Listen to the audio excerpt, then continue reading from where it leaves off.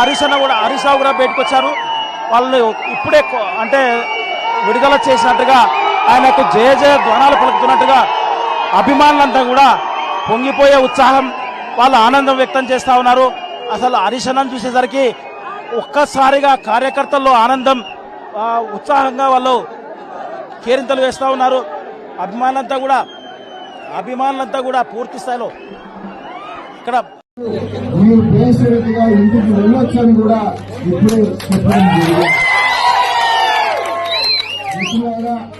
మనము తెలంగాణ ఉద్యమ పార్టీ, పోరాటం చేసి తెలంగాణ తెచ్చిన పార్టీ, ఈ తెలంగాణ రాష్ట్రం బాగుండాలని కోరుకునేటువంటి పార్టీ.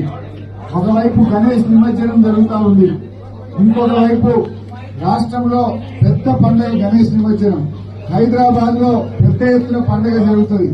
పోలీసులందరూ కూడా మరి ఇబ్బంది పడి లా అండ్ ఆర్డర్ ఇబ్బంది రావద్దు, మన హైదరాబాద్ ప్రెస్టేజ్ దెబ్బతినద్దు అనే ఉద్దేశంతో మరి ఈ రోజు డీజీపీ గారు ఇచ్చిన హామీ మేరకు మనము ఈ రోజు ఇక్కడి నుంచి అందరం కూడా వెళ్లడం జరుగుతూ ఉంది.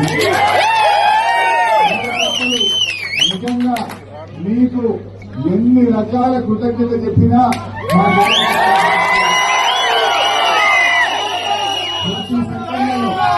కొద్ది నిమిషాల్లోనే మమ్మల్ని అరెస్ట్ చేసి ఇటువైపు తెస్తున్నారని తెలవగానే మీకు మీరు ప్రాణాలకు తెగించి